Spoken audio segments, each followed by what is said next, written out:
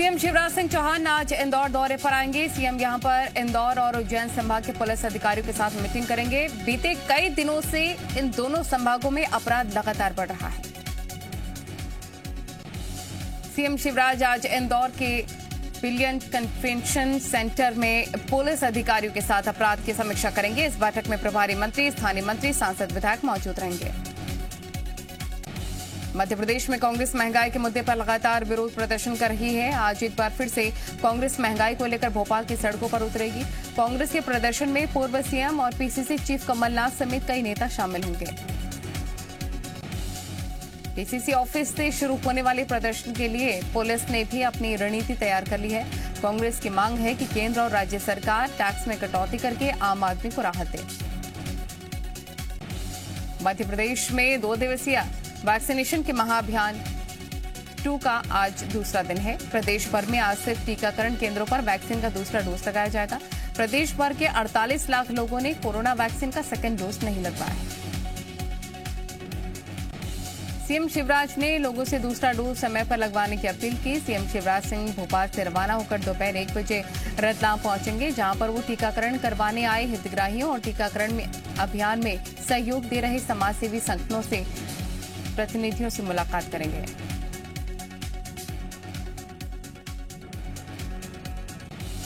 Corona vaccination महाअभियान के दूसरे चरण के पहले दिन ही मध्य प्रदेश ने अपना ही रिकॉर्ड तोड़ा।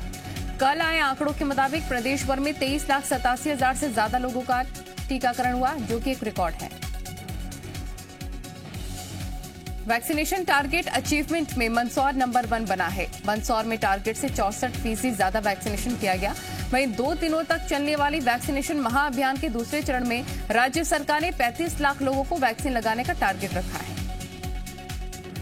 देश में बढ़ती महंगाई को लेकर छत्तीसगढ़ कांग्रेस आज प्रदर्शन करेगी। ये प्रदर्शन रायपुर नगर निगम के सभी जोन में किया जाएगा। प्रदेश कांग्रेस का आरोप है कि देश में महंगाई ने लोगों को काफी ज्यादा दिक्कतें पहुंचाई हैं, जिसे देश ने कोने कोने में हाहाकार मचा हुआ है। रायपुर में बीजेपी आज नगर निगम का घेराव करेगी। बढ़ते डेंगू के मामले, निगम में गड़बड़ियों के साथ ही टेंडर प्रक्रिया में गड़बड़ियों के विरोध में बीजेपी का यह प्रदर्शन होगा। अलग अलग जोन में जाकर बीजेपी विरोध प्रदर्शन और घेराव करेगी। वैक्सीनेशन महाअभियान 2 का जायजा लेने कल सीएम शिवराज सिंह चौहान जबलपुर पहुंचे और इस दौरान उन्होंने कहा कि कोरोना को नियंत्रित करने के लिए टीका लगवाने की संख्या कम हो गई थी, इसीलिए वैक्सीनेशन महाअभियान 2 चलाया जा रहा है। जनप्रतिनिधि लगातार टीकाकरण की मॉनिटरिंग कर रहे हैं। कृषि मंत्री कमल पटेल भोपाल में 4 इमली स्थित राजपूत समाज भवन में वैक्सीन सेंटर का जायजा उन्होंने लिया। इस दौरान टीका लगाने पहुंची युवतियों के उन्होंने पैर छूकर वैक्सीन लगवाने की बधाई दी। बैतूल में वैक्सीनेशन को लेकर जागरूकता फैलाने के लिए एक चौराहे का नाम वैक्सीन चौराहा रख दिया गया। पुलिस और युवाओं की टीम ने मिलकर पुलिस कंट्रोल रूम चौराहे पर वैक्सीन का सिंबल लगा दिया है और इसे वैक्सीन चौराहे का नाम दिया गया है। बैतूल में कलेक्टर और एसपी भी वैक्सीन चौराहे पर पहुंच रहे हैं और इस पहल की सराहना कर रहे हैं। डीएसपी विवेक गौतम ने कहा कि वैक्सीन सिंबल जागरूकता का संदेश है। इस चौराहे को अब कंट्रोल रूम चौराहे नहीं बल्कि वैक्सीन चौराहा के नाम से जाना जाएगा। भिंड में वैक्सीनेशन अभियान को सफल बनाने के लिए जिला प्रशासन ट्रैक्टर के जरिए वैक्सीन टीकाकरण केंद्र तक पहुंच रहा है। इसका वीडियो भी सोशल मीडिया पर काफी वायरल हो रहा है। Civil surgeon doctor Anil Goyal ने बताया कि प्रशासनिक टीम पानी कम होने का इंतजार करती रही, लेकिन जब पानी कम नहीं हुआ तो स्थानीय लोगों की मदद से ट्रैक्टर के जरिए वैक्सीन टीका केंद्र तक पहुंचाई गई।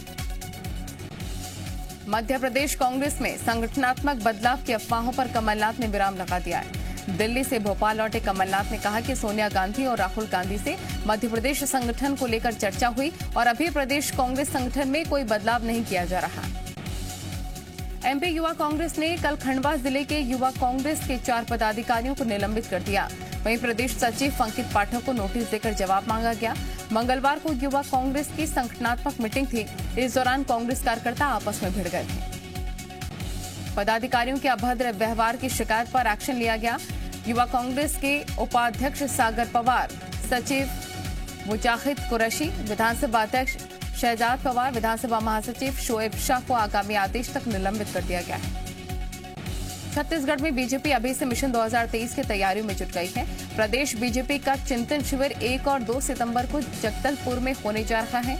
शिविर में संगठन महामंत्री बीएल संतोष भी शामिल होंगे। वो 31 अगस्त को रायपुर पहुंचेंगे। महामंत्री बीएल संतोष शिविर में होने वाली विभिन्न विषयों पर चर्चा में हिस्सा लेंगे, जिसके बाद वो दिल्ली लौट जाएंगे। पार्टी को उम्मीद है कि प्रदेश सरकार की कथित आंतरिक कलह का फायदा बीजेपी को होगा। मिशन 2023 के तहत छत्तीसगढ़ बीजेपी चिंतन शिविर का आयोजन कर रही है। नेता प्रतिपक्ष धर्मलाल कौशिक ने कहा कि चिंतन शिविर में चुनाव की तैयारी, रणनीति और आदिवासी सहित बस्तर पर चर्चा होगी। बीजेपी के चिंतन शिविर पर कांग्रेस ने निशाना साधा। शैलेश नितिन त्रिवेदी ने कहा कि बीजेपी सिर्फ सत्ता पाने के लिए चिंतन शिविर कर रही है। 15 साल में बीजेपी की सरकार में निर्दोष आदिवासियों का शोषण हुआ, हत्याएं हुई। छत्तीसगढ़ के जल संसाधन मंत्री रविंद्र चौबे ने विभाग की समीक्षा बैठक ली। इस दौरान उन्होंने लिफ्ट इरिगेशन प्रोजेक्ट में तेजी लाए जाने के निर्देश दिए। कुछ इलाकों में कम बारिश की स्थिति को देखते हुए यथासंभव पानी की आपूर्ति जारी रखने के निर्देश दिए गए। मंत्री रविंद्र चौबे ने कंगरील बांध में जल जमाव की स्थिति के बारे में भी अधिकारियों से जानकारी ली। साथ ही सिंचाई परियोजनाओं का नदियों को इंटरलिंक करके सिंचाई के रकबे में बढ़ोतरी करने को लेकर सर्वे के निर्देश दिए। रायगढ़ के सरकारी स्कूल में चाकूबाजी की घटना को शिक्षा विभाग ने गंभीरता से लिया है और मामले में जांच टीम का गठन किया गया है, जिसमें सहायक संचालक, डीईओ और एडीओ शामिल हैं। इस मामले में 4 प्रमुख बिंदुओं पर जांच की जाएगी। रायगढ़ मामले में जांच टीम ये पड़ताल करेगी कि कोरोना के समय बच्चों को स्कूल नहीं बुलाने के आदेश का पालन किया गया या फिर नहीं।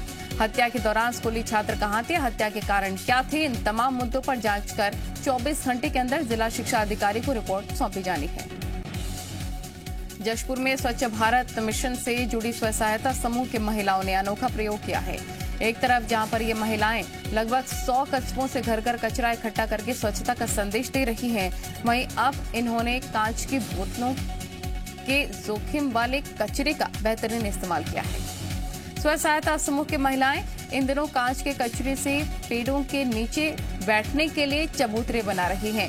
इन तरफ जहां पर चबूतरे गांव की खूबसूरती बढ़ा रहे हैं। जिला पंचायत अधिकारी का कहना है कि इसी तरह के चबूतरे अब सभी ग्राम पंचायतों में बनाए जाएंगे। राजनाथ गांव में जमातपारा स्थित कचरा संग्रहण केंद्र में पिछले 3 दिनों से ताला लगा हुआ है, जिसे स्वच्छता दीदी के रूप में सेवा देने वाली महिलाएं डोर टू डोर कचरा कलेक्शन नहीं कर पा रही हैं। सोमवार को महिलाओं ने यहां बैठकर नारेबाजी की और दूसरे दिन गेट के बाहर ही बैठकर भोजन भी किया। सेंटर में ताला लगे होने से काम नहीं हो पा रहा है। निगम में नेता प्रतिपक्ष किसुन यदु मौके पर पहुंचे और इस अव्यवस्था को लेकर नगर निगम के अधिकारियों को जिम्मेदार बताया। गरियाबंद एसपी पारुल माथुर ने सुरक्षा बल की मीटिंग ली, जिसमें कि पुलिस बल के साथ साथ ही सीआरपीएफ और सीएफ के जवान भी मौजूद रहे। बैठक में नक्सलियों से निपटने की रणनीति बनाई गई।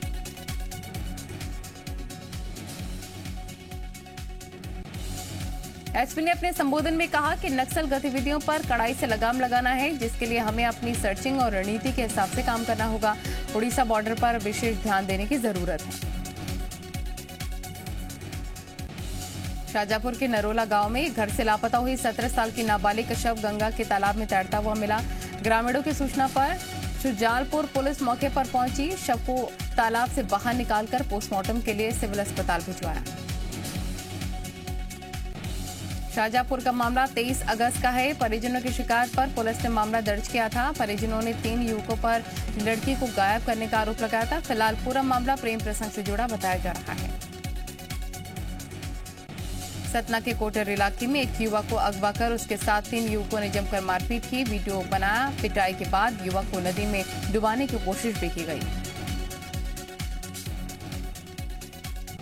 सतना मामले में पीड़ित दीपक सिंह ने हिमांशु तिवारी, नीरज और विनय के खिलाफ कोटर थाने में शिकायत दर्ज करवाई। पुलिस ने आरोपियों के खिलाफ मामला दर्ज कर लिया है। फिलहाल सभी आरोपी फरार हैं। छतरपुर के कौरिहार में दर्दनाक हादसे में टेंट हाउस के कर्मचारी की मौत हो गई। बीजेपी प्रदेश अध्यक्ष वी डी शर्मा और मंत्री मोहन यादव की सभा के लिए मंच बनाया गया था। रात में बारिश होने से मंच पर करंट फैल गया, जिसकी चपेट में आने से अरविंद की मौत हो गई। अशोकनगर के NH 346 पर भीषण सड़क हादसे में 2 लोगों की मौत हो गई, वहीं पर 3 लोग घायल हो गए हैं। यहां एक पिकअप ने बाइक को जबरदस्त टक्कर मार दी। बाइक पर 5 लोग सवार थे। मृतकों में एक 7 साल की बच्ची भी शामिल है। फिलहाल पुलिस मामले की जांच कर रही है। टीकमगढ़ में एक पटवारी के रिश्वत लेने का वीडियो सोशल मीडिया पर तेजी के साथ वायरल हो रहा है। आरोपी पटवारी ने प्रधानमंत्री सम्मान निधि की सूची में किसान का नाम शामिल करने के एवज में किसान से पैसे लिए थे। रिश्वत लेने का वीडियो वायरल होने के बाद कलेक्टर ने मामले की जांच के आदेश दिए हैं। कलेक्टर ने कहा कि जांच के बाद आरोपी के खिलाफ कार्रवाई की जाएगी। वायरल वीडियो की GMPCJ पुष्टि नहीं करता है। बिलासपुर में सेक्स रैकेट चलाने वाले गिरोह के फरार आरोपी को पुलिस ने गिरफ्तार कर लिया है। मुखबिर की सूचना पर सरकंडा पुलिस ने आरोपी राजेश को रेलवे स्टेशन से गिरफ्तार किया, जहां से वो भागने की फिराक में था। पूछताछ में आरोपी ने अपना गुनाह कबूल कर लिया है।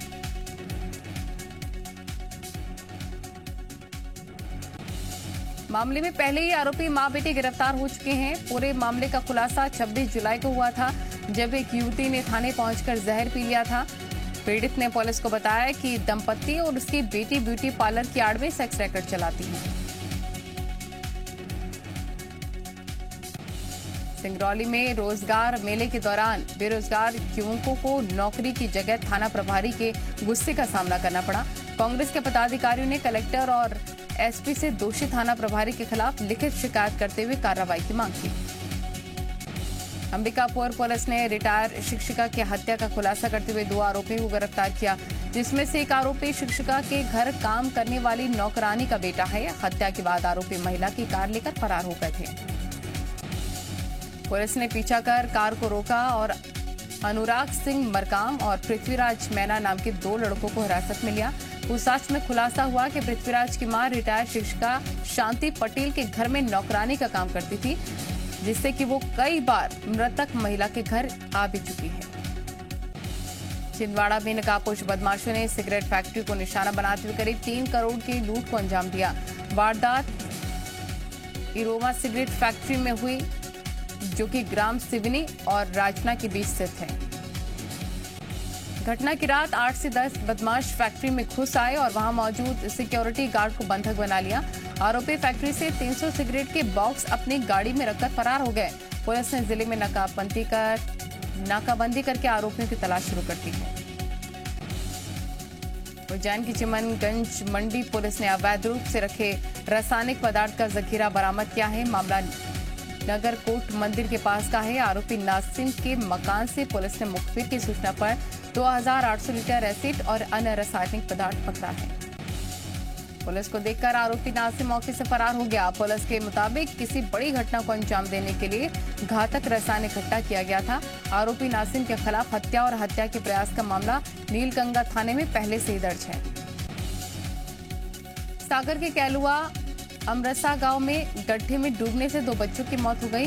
एक की उम्र 15 और दूसरे की उम्र 12 साल बताई जा रही है। गांव के पास खोदे गए गड्ढे में बारिश का पानी जमा था। दोनों बच्चे खेलते खेलते गड्ढे में चले गए। सागर हादसे की सूचना मिलते ही मौके पर डायल 100 की टीम पहुंच गई। दोनों बच्चों को गड्ढे से बाहर निकाला, लेकिन उनकी जान नहीं बचाई जा सकी। पुलिस ने शव को पोस्टमार्टम के लिए भिजवा दिया है। ग्वालियर शहर में गुंडे बदमाशों के हौसले काफी बुलंद हैं। आज शहर में 2 बदमाशों ने दिन दहाड़े लूट को अंजाम दिया।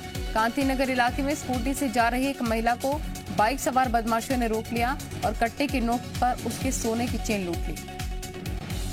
खरगोन के मोहनपुरा ग्राम पंचायत का रोजगार सहायक रिश्वत लेते रंगे हाथों गिरफ्तार हुआ है। पीएम आवास की 3री किस्त के लिए किसान से रोजगार सहायक ने 5000 रुपए की मांग की थी, जिसकी शिकायत उसने इंदौर लोकायुक्त SP से की थी। लोकायुक्त की टीम ने जाल बिछाकर रोजगार सहायक लोकेश जैन को रंगे हाथों गिरफ्तार कर लिया। पीड़ित किसान के मुताबिक पहली और दूसरी किस्त के लिए भी 5-5 हजार रुपए रिश्वत लिए गए थे। स्थानीय प्रशासन में सुनवाई नहीं हुई तो उसने लोकायुक्त से शिकायत की। कोरिया के मनेन्द्रगढ़ वन मंडल में 7 हाथियों का दल उत्पात मचा रहा है। जनकपुर और किल्हारी वन परिक्षेत्र में हाथियों ने कई मकान को धराशायी कर दिया, कई किसानों की फसल चौपट कर दी। वन विभाग की टीम ने ग्रामीणों के साथ मिलकर हाथियों के झुंड को जंगल से खदेड़ दिया, लेकिन अभी भी ग्रामीणों में हाथियों का खौफ बना हुआ है। हाथी के दल ने दोबारा लौटने की आशंका को देखते हुए वन विभाग अलर्ट है। डिंडौरी की सब्जी मंडी में एक दुकान में कोबरा निकल आया। सांप को देखकर दुकानदार ने शोर मचा दिया, जिसके बाद लोगों की भीड़ इकट्ठा हो गई। भीड़ से एक युवक ने सांप को पकड़कर बोरी में भर लिया, लेकिन इस दौरान बड़ी लापरवाही भी देखने को मिली।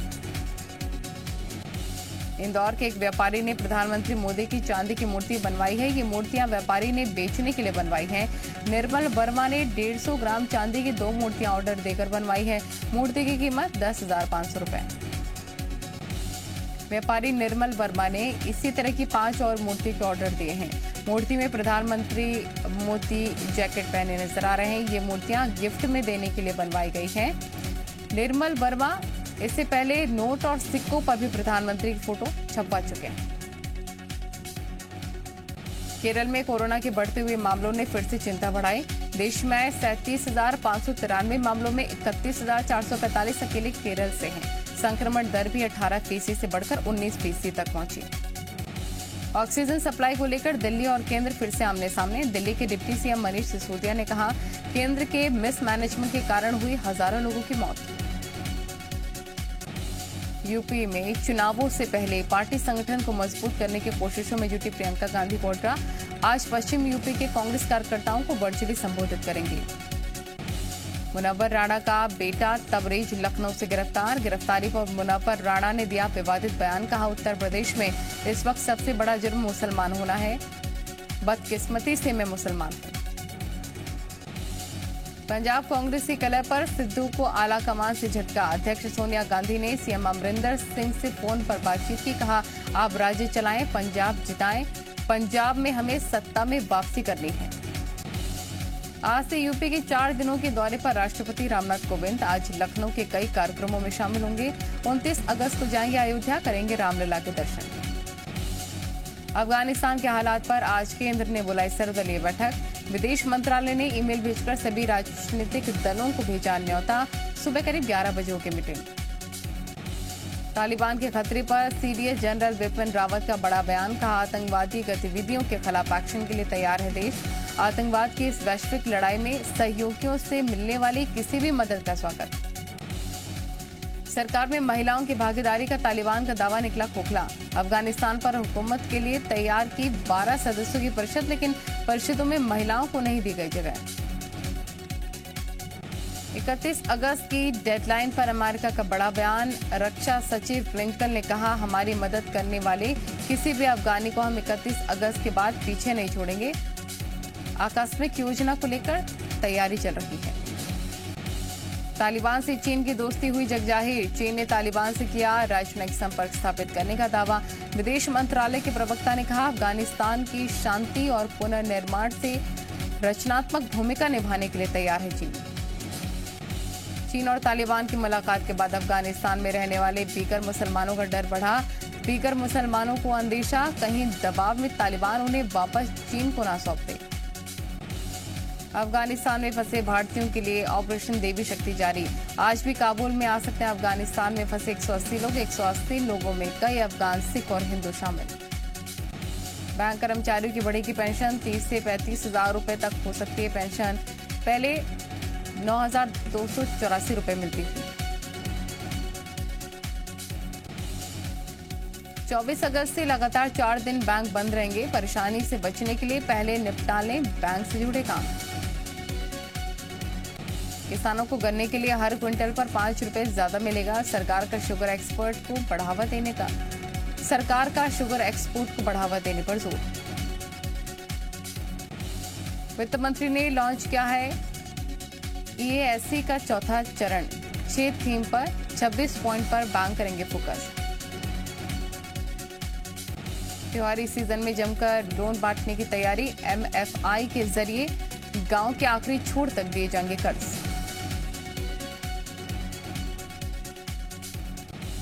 भारत और इंग्लैंड के बीच तीसरे टेस्ट में पहले दिन 78 रन पर ढेर हुई टीम इंडिया। इंग्लैंड ने पहले दिन का खेल खत्म होने तक बिना विकेट गंवाए 120 रन बनाए।